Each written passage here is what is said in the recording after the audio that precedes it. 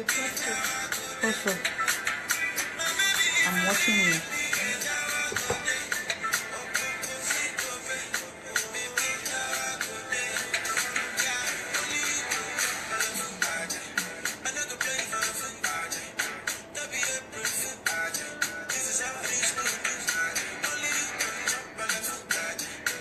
This is your pulse.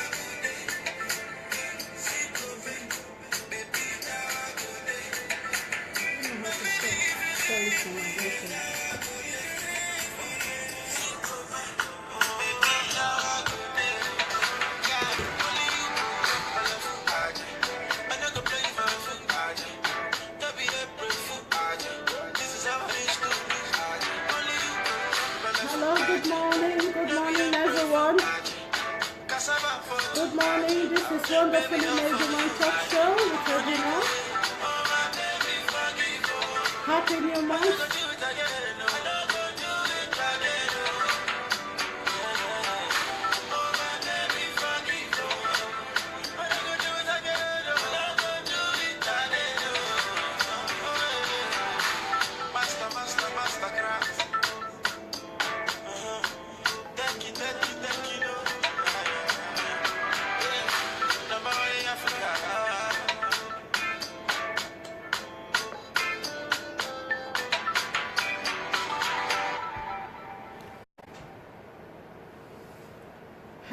Hello, good morning everyone.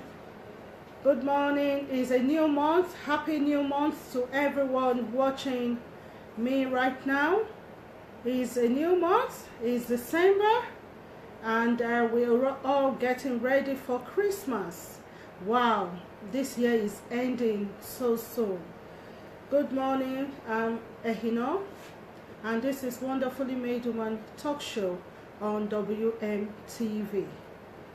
Thank you for always tuning in, and I hope that today's topic you'll be able to participate with us. Yesterday I put a post on Facebook saying, is marriage a do or die affair? When men go into marriage, when women go into marriage, what is the purpose? Why do people get married? What is the definition of this thing called marriage? This thing has been a burden in my heart, and I thought today I'm going to share it with everyone so we can rub minds together, because of the things that are happening in our society, happening in our homes. It is becoming unbearable. So today I'm going to be focusing on physical abuse in our homes. I know that there's so many types of domestic abuse. I know there's physical, there's emotional, there's financial, there's threats to life. There's so many, but I just want to focus on physical abuse, the one that's, is becoming crazy now, where you will see a woman killing the husband, you will see the husband killing the wife, all in the name of, I don't know. Please, I want you to help us to share this video. I want you to participate. I want you to, to have an open mind towards this topic today. Marriage is between a man and a woman. A covenant that is sacred is a bond between a man and a woman. When people get married, they get married because of love, because they're in love. They go on maybe on the altar to make a vow. If they're Christians, most Africans, we go to families to pay bride price of the woman, so to say. And it's sad that when we were growing up, we used to look forward to get married. We see the way people behave in the altar. We think that, oh, this is lovely. I just want to get married. I'm in love.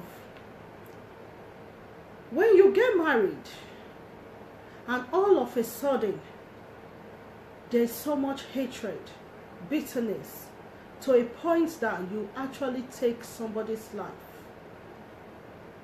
it's becoming unbearable. And I think that we should start addressing it. Marriage, like I said, is to be enjoyed, not to be endured.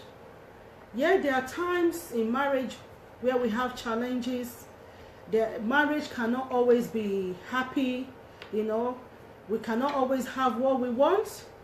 But what I'm talking about is a situation where your life is at risk, your life, is at stake in that home. My question is that still okay? Is that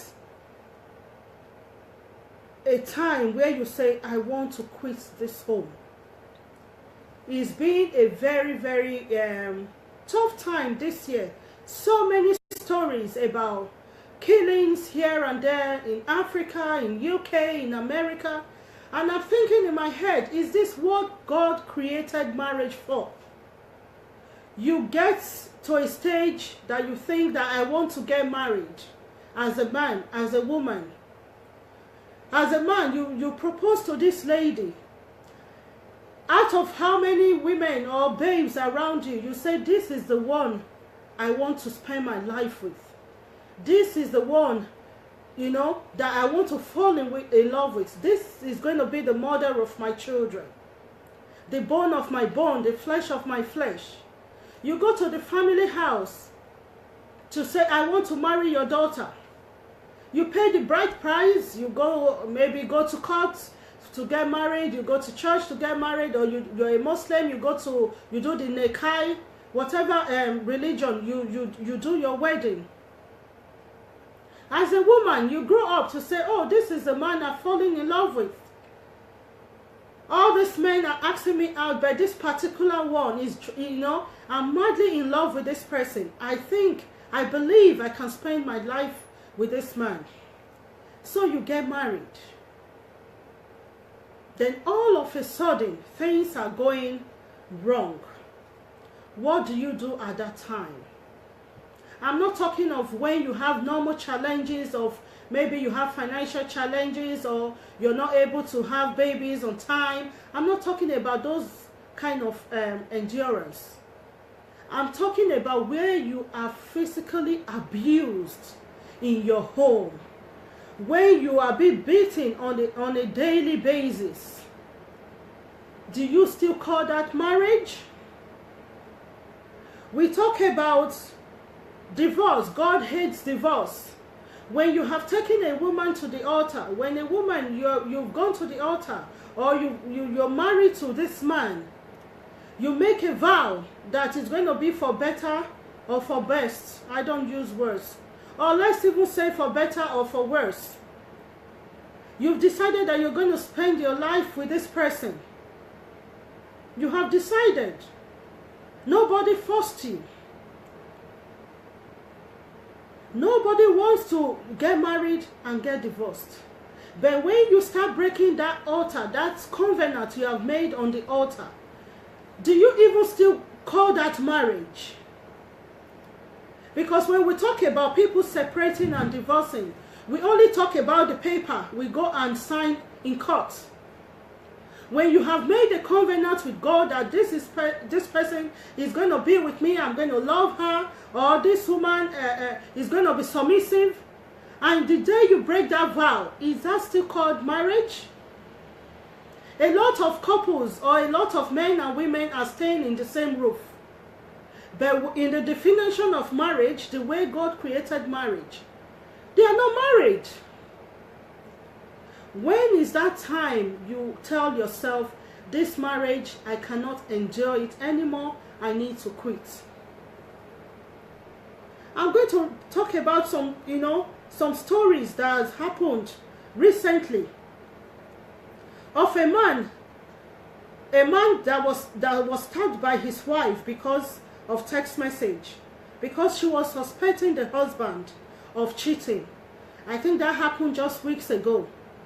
You marry a man, beautiful wedding, a man that you said you love, and because this man is cheating, or because you suspect that the man is cheating, you take a knife and you just stab that man, another woman's son. Is that what marriage is about? You take a knife and you stab somebody, a fellow human being like you? Why don't you leave that marriage? I tell people all the time, marriage is not a do or die affair. If you know that you cannot cope with what is going on in your marriage, it's better to take a walk. It's better to take a walk. Don't kill people. Don't kill another woman's son. Don't kill another woman's daughter. Just because you're angry, just because you feel something is not right. It's getting crazy, and we need to stop that rubbish. There's another video I watched where a man actually poured acid on the wife because she was barren, because she couldn't bear a child. This man could not say, okay, I don't want to get married to you anymore. Because you cannot give me children, I think this marriage is over. Go back to your family. You bought acid and poured on this woman, another woman's daughter, another man's daughter. Is that the marriage God has created for us? Is that the way we should live? We hear about a pregnant woman who was recently killed by her husband. This woman has been going through domestic violence for a long time. She warned the house help not to tell her parents. She was hiding it like many of us are doing. We are hiding. We are taking pictures on Facebook, making people believe that you're enjoying your marriage. Why the man is pounding you. The woman is beating you as a man. Yes, because men go through domestic violence as well. You're pretending. And because you're pretending, you've pretended for so long. Even when it becomes unbearable, you don't want to talk about it. This man actually killed the wife, a pregnant woman. And I watched I saw the pictures of the funeral where they had to bury this woman, and the casket for the woman, and the unborn child too was buried with her. What is this world turning into? It's so sad. Somebody you say you love, somebody you say is the bone of your bone. How many of us can actually take any instrument, not to talk of a knife, to cut yourself? You get to that level where you are so angry that all you think of is how to kill somebody, how to murder someone. If your husband is cheating and you know you cannot cope with cheating, please walk away. If your wife is cheating and you know that As a man, you cannot cope with a cheating wife. Push her away. Don't kill her. Send her back to her parents, her family. We need to stop this madness. We need to stop this madness. Another one, I saw it days ago. The woman cuts, oh my God, the woman actually cuts off the husband's penis because of infidelity. Because your husband is cheating. You just take a knife and you kill. What is happening? Is it because we are used to, you know, killing chicken and goats in our homes and slicing stuff with knives, and we feel that this knife can be used on anything and on anyone? We need to stop it. You cut the penis of your husband, the father of your children, just because he's cheating on you. I'm not trying to justify I'm not justifying cheating. I'm not saying men or women should cheat in their homes. But all I'm saying is, please, there is no justification for murder. There is no justification for violence. There is no justification for it.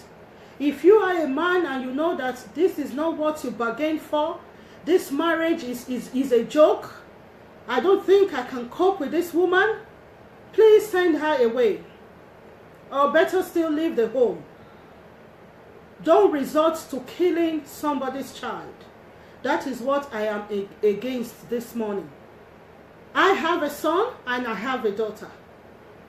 I cannot imagine somebody killing my son or killing my daughter. Heaven forbid. You just take a knife and kill somebody's child. How would you feel? You train up your children, you give birth to your children, you train them in school, you know, they grow up, they're working, they get married, and why you think that, oh, I'm going to enjoy my children now, you receive a phone call that your daughter has been killed by her husband, or you receive a phone call that your son has just been murdered by the wife, how would you feel? How would you feel? When we are doing things to our spouse, we need to start thinking, if I'm in that shoe, well, how will I feel? If my daughter was going through this, how will I feel? If this person is my son, how would I feel? We need to start, you know, taking responsibility. Marriage is not a do or die affair. When we go into marriage and we say, for better, for worse, till death do us part, it doesn't mean that you have to end somebody's life. Till death do us part means that by the grace of God, we will all grow old and will die. That was the original plan.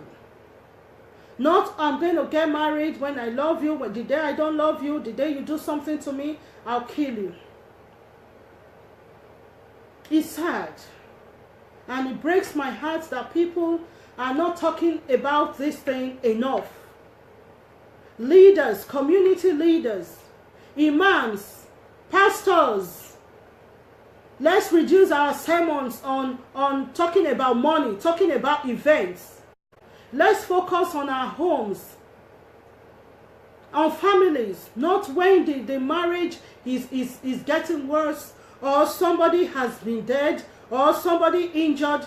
That is when the pastor starts calling for a meeting. Or when you hear that they're not going to divorce courts. We need to start addressing this issue.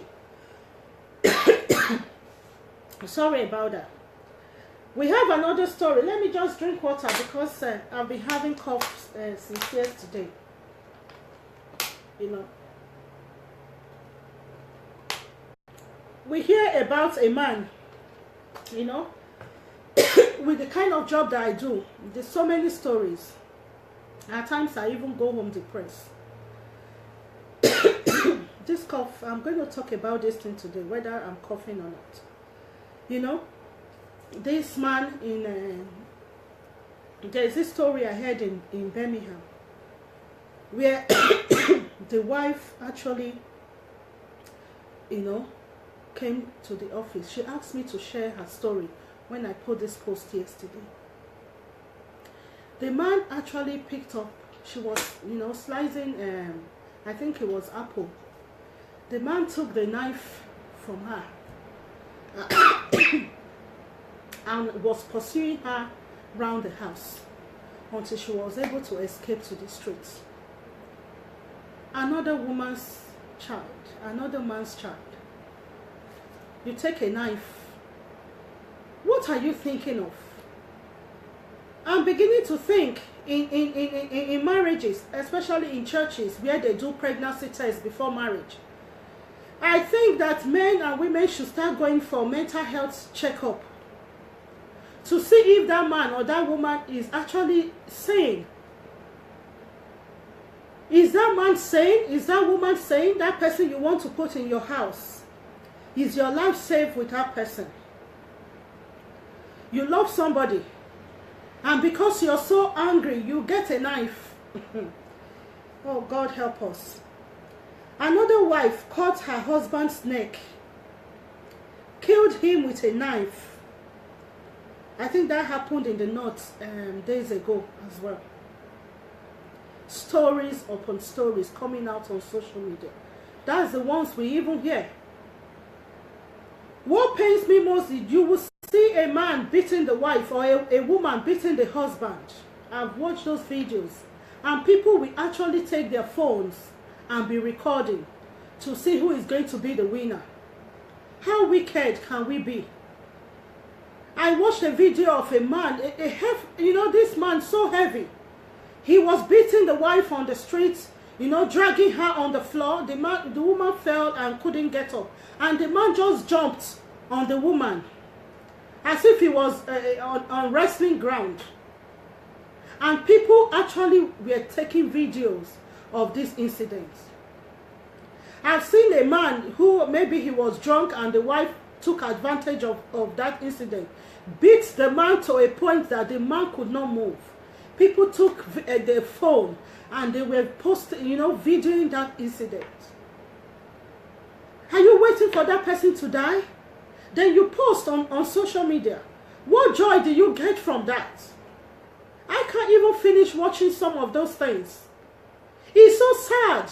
We say we are human. We see somebody beating another person. You take up your phone and the only thing you can think is to video it, to post on your page, not to save the life of that person.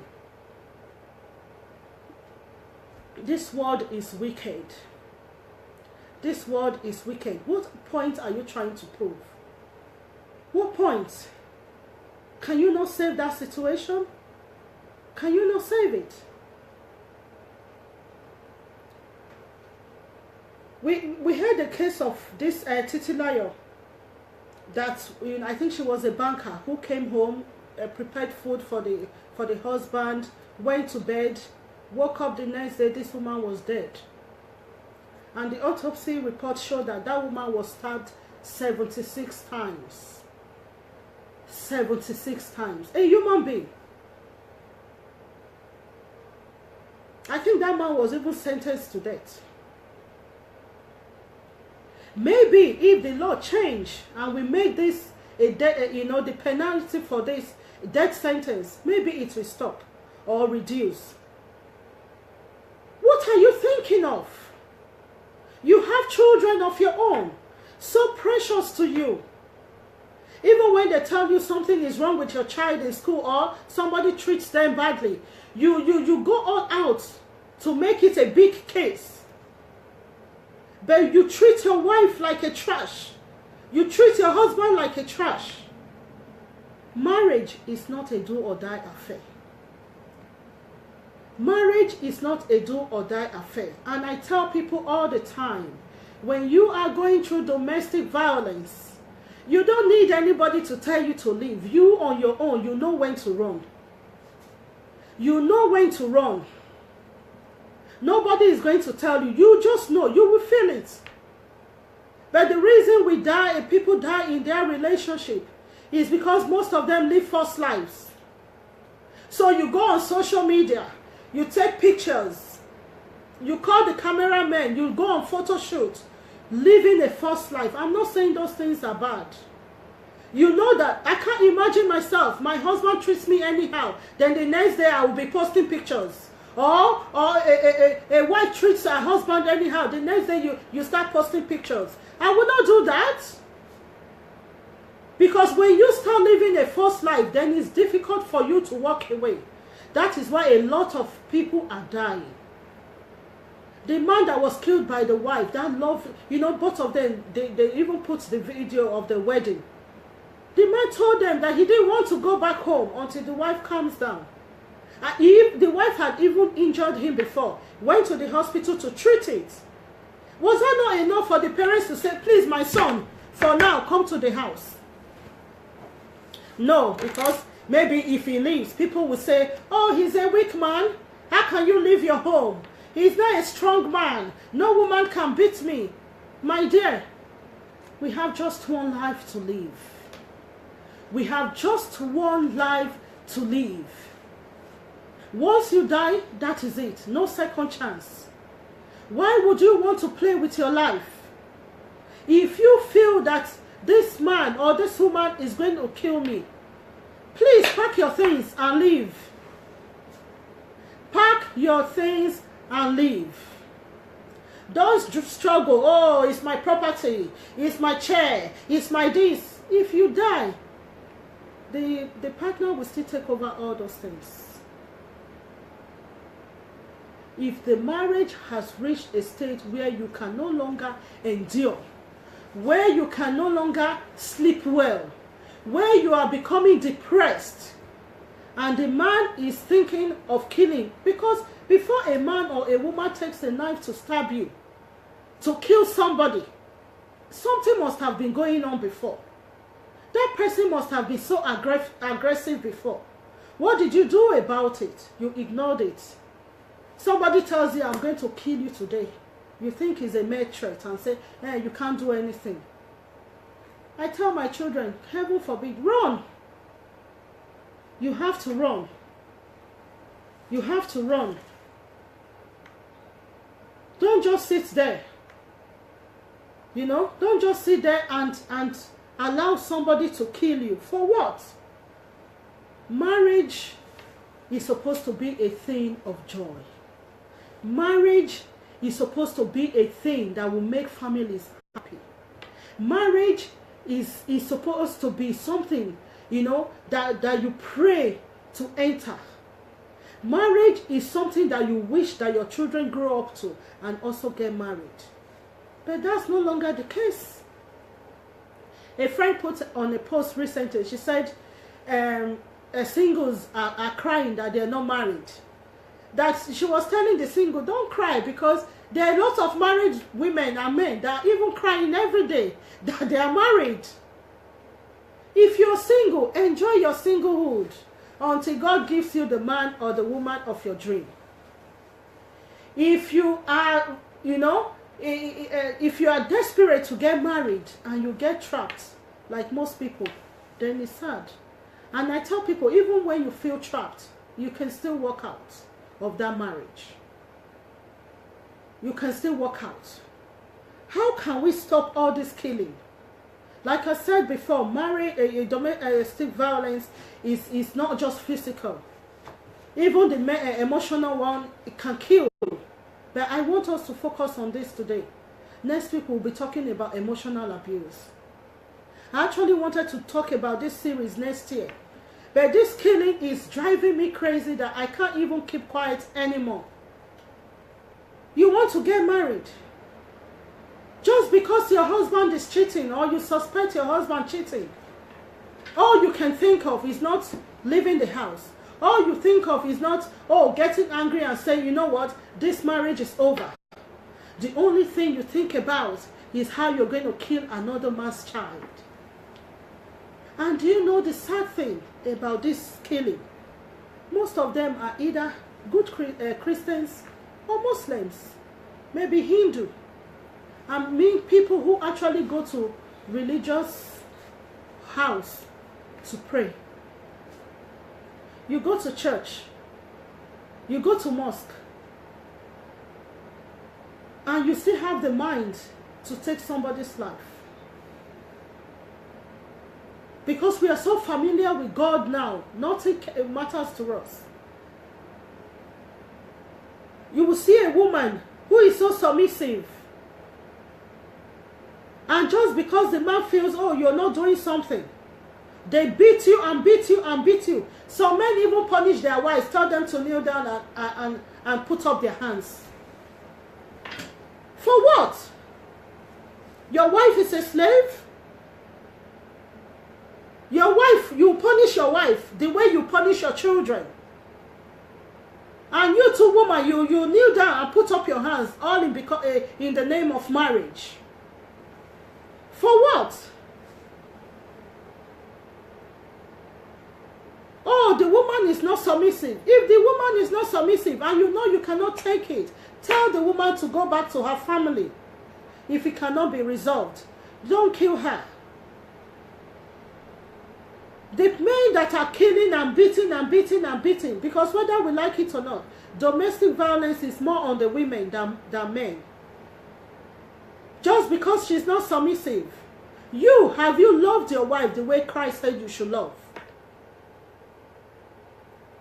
Have you loved your wife?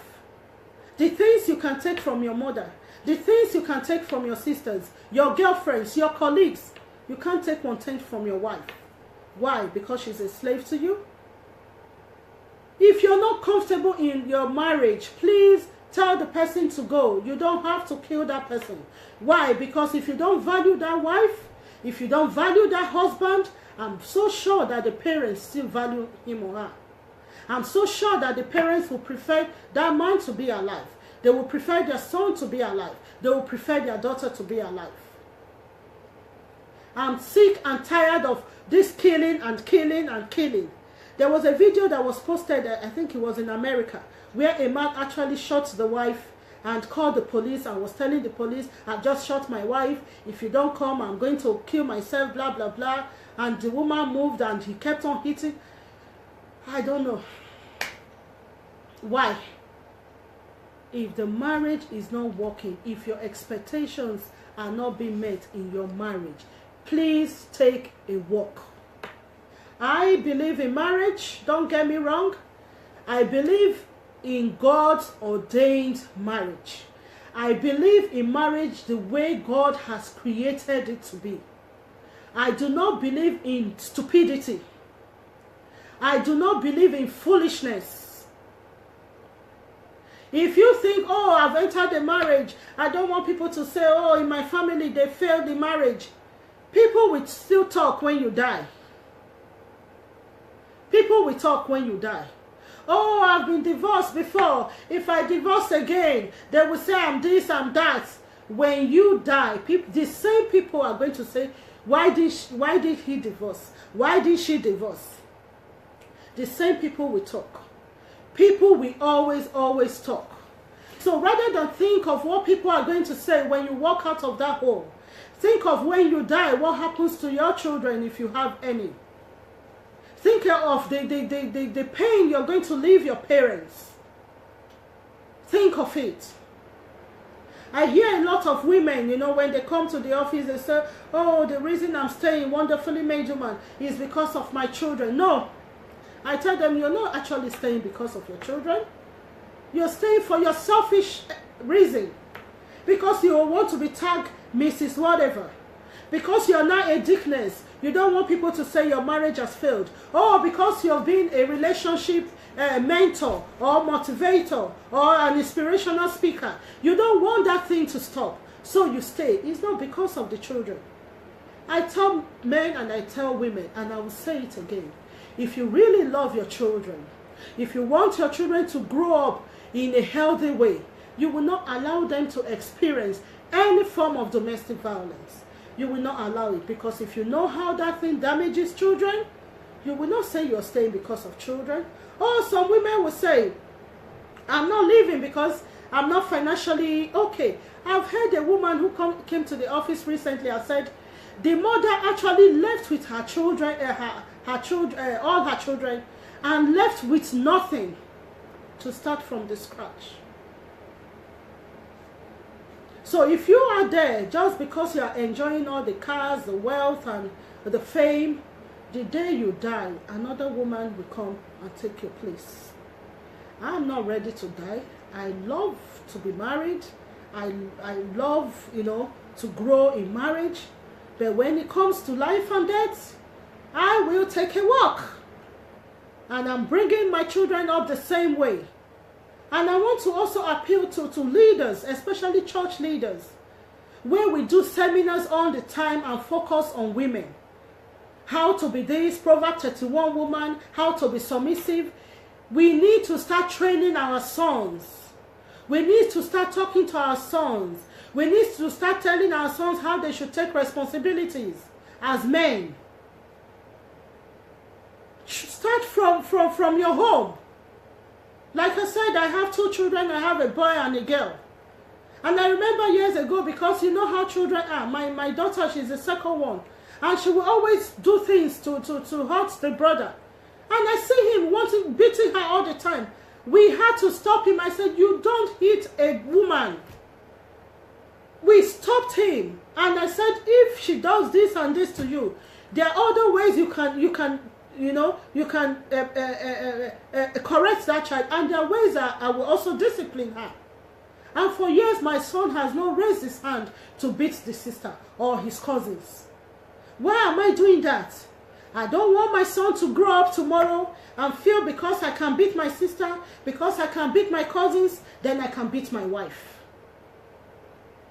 Mothers, fathers, start talking to your sons. Because this generation is messed up. We don't want the coming generation to be messed up. Don't put that responsibility on the woman.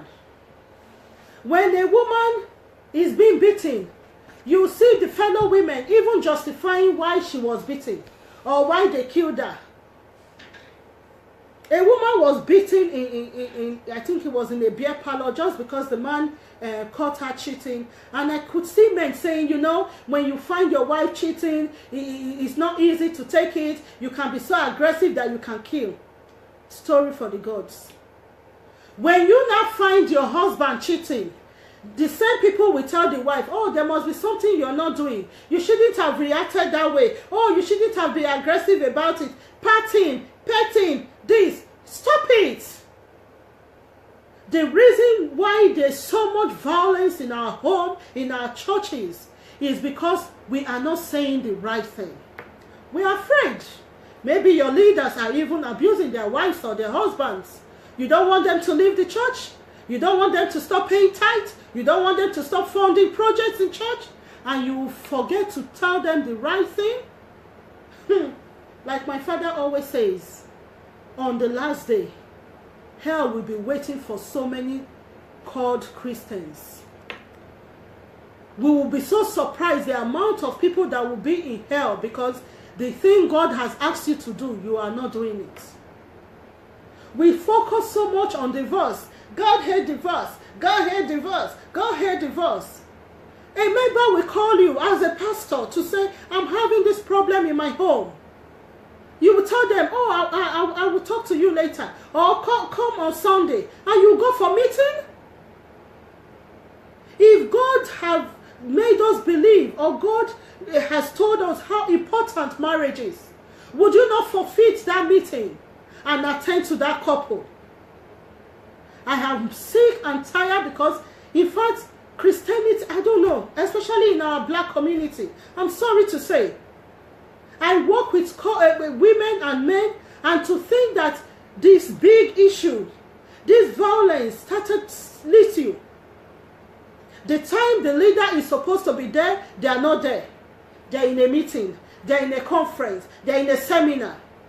When they now divorce, you start to quote scriptures to them. You start to tell them how they will enter hellfire. You start to tell them how they cannot remarry because once you are divorced, you cannot remarry. Why did you not deal with the foundation of that problem? We only leave marriage talk when it's Valentine's season. In fact, even Valentine now is a show-off.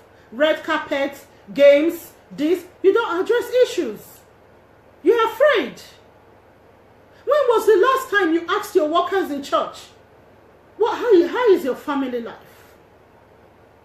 A man cries to you and says, Pastor, I'm dying. My wife It's driving me crazy. You say it is well. We will pray. They come for the so-called counseling. How many times did you follow them up? How many times did you go to their house? Then when they die or they are divorced, you cannot send leaders to be pursuing them all around. Churches are failing us. And I'm getting sick and tired of it. And I'm beginning to tell, I'm just praying that especially in the UK, that any church that calls itself a charity, that have vulnerable people in that church, if they don't take responsibility, that church should be closed down. A member calls you to say she has problem. He has problem. You can't rush to that place. You do all your meetings and your events. Then when the person dies, what do you do? I ask pastors, how many times all the people that have, come to complain to you, some have even left the church, you don't even know. Because you're busy. You're busy. Some have gone other churches. Some have even stopped going to church because they didn't find any help. You are there creating events. Did God send you? It's competition now. Everybody doing events. They did Hallelujah Challenge. Every church is doing Hallelujah Challenge on Facebook. Face your vision. I'm not here to criticize, but we need to start getting things right. We have women meeting. All we talk about is how to be good to our husbands. When they have men meeting, they only talk about business. How many times do you tell men how to treat their wives? The youths are growing every day. How many times are we addressing these issues? We need to start addressing issues. We need to stop waiting. At times I don't just feel like going to church. Because when I look at the people that call me all the time, I'm not talking of my own church now. I mean church in general. And to think that their pastors know, they just let them pray. Pray, God hates divorce. Oh, some say, separate for a while. Have you created a venue? Have you created an accommodation for that person that is going through abuse to stay for a while? Or are they going to stay on the streets? If you're telling that man, stay, separate so that your wife will not kill you, what venue have you created? What accommodation have you created for that person? Oh, the woman comes, I think my husband is going to kill me today. What do? You don't even let them come to your house to stay. Don't you have a friend? Don't you have this? Shame on us, Christians. We should be preaching about this now. Now. We should be talking about it. We do marriage seminar. What do we talk about? You're talking about, do you know the size of your husband's shoe? When a man and a woman, they are naturally in love, those things they will know. Find out what is happening in their home.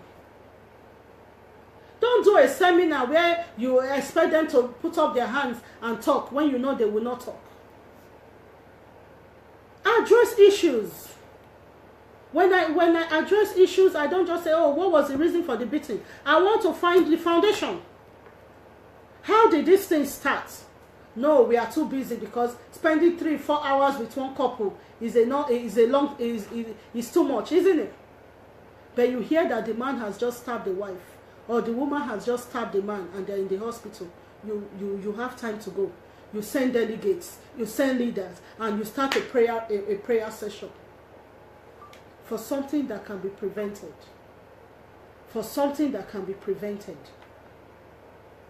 We need to stop all this killing, stabbing, pouring acid, using beds. The other one, the 5-year-old boy, I couldn't finish reading that story of that boy, 5-year-old boy who gave evidence of how the father beat the mother with a belt, tortured her, went out to buy a poison, and asked the woman to drink.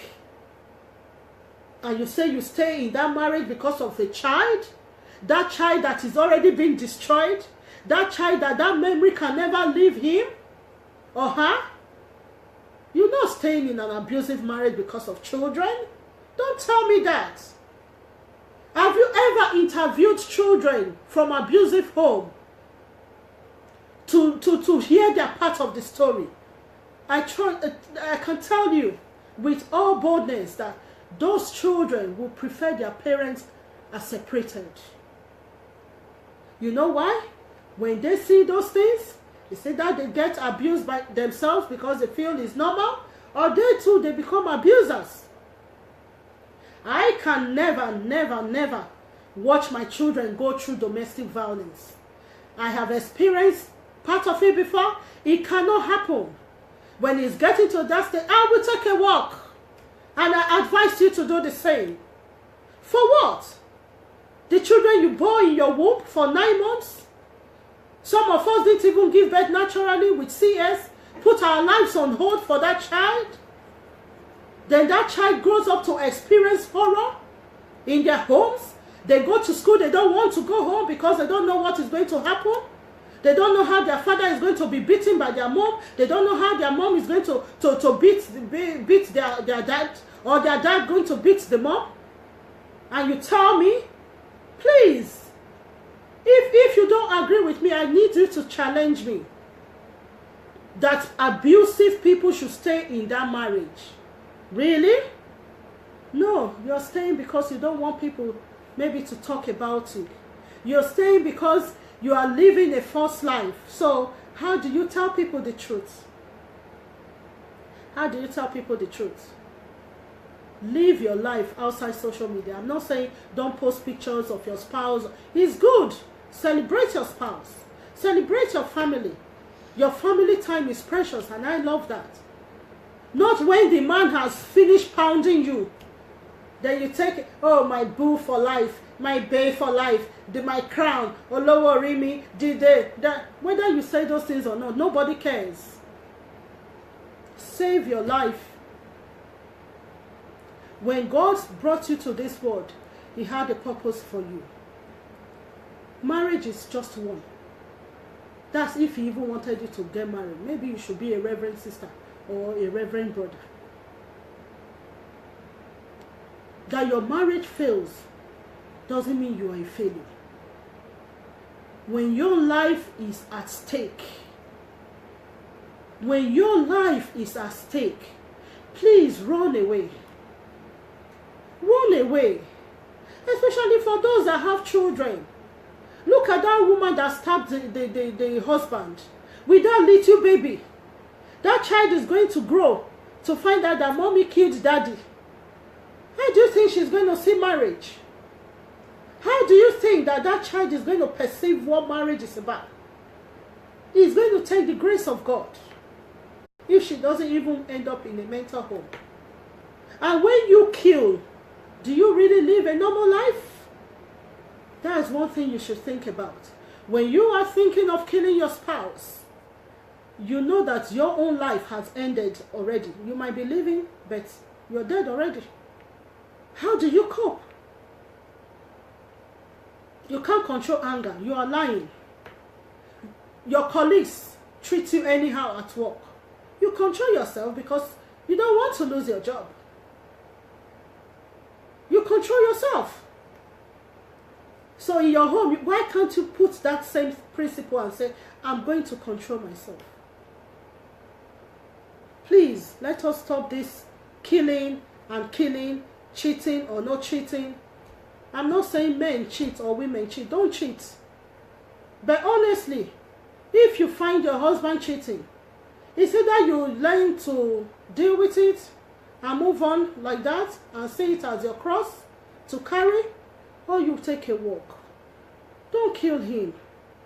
He's somebody's son. If you find your wife cheating or you are not happy with what your wife is doing, send her back to her family. Send her back to her family. Don't kill her. She's somebody's daughter. And maybe the mother of your children. Please, whatever we are doing, let's think of the consequences. Let's think of how our children will feel when you end up taking your spouse's life. Let's think of how we'll be able to live our life after that. Why would I want to go to jail for somebody? I love my life so much. I love my freedom. Why would I want to kill? I can't do that. If I don't want to kill, why do I even want somebody to kill me in the name of marriage? I've even seen some, they are not even married though. I saw one boy, the way that he beats the girl on Facebook. And later I read that that girl is just girlfriend. Eh? Boyfriend already beating you. That's a story for another day. And you still want to go to the altar with that person. You still tell that family to come and pay your bride price. That's stupidity. That's stupidity. Please. Killing, stabbing, using belts, you know, we need to stop it. If you're a man and you hear that, you know, your son-in-law is beating your daughter, or your daughter comes home with bruises and marks or acid bath, as a father, how would you feel? How would you feel? The same way you would feel. That's the same way that girl's parents are feeling right now. That's the same way. Men, you beat your wife outside, or women, you beat your... I wonder what they go through inside the house. You know, we can keep talking and talking about this. Next week, we'll be talking about other forms of abuse. Because I don't think I can wait till 2018. So that more people don't die. We need to keep talking about it. Please, I want to encourage you to please share this video. And if your life is at stake and you don't live in the UK, so you feel you cannot reach us, send us message on our Facebook page. And we've helped people even in Africa. We have contacts in Nigeria, in Ghana, in Zimbabwe that can give you that help that you need. Please do reach us. And I want to thank everyone that have watched, you know, this program today. I want to encourage you to share our page on, you know, on WMTV. Please. I cannot, you know, I can go on and on for another 1 hour, but time is up. I want to beg you that marriage should be enjoyed. Marriage should not lead us to death, untimely death. If you need help, look for help. Go for counseling. If you feel your wife is not behaving well, your husband is not behaving well, for the sake of the way God wants us to love, for the sake of your children, for the sake of your families, don't be the victim and don't also kill. It's not worth it taking somebody's life, and it's not worth dying untimely because of marriage. On this note, I'll take my leave. Next week we'll be talking about emotional abuse. So until same time next week, always remember that you are wonderfully made. Bye.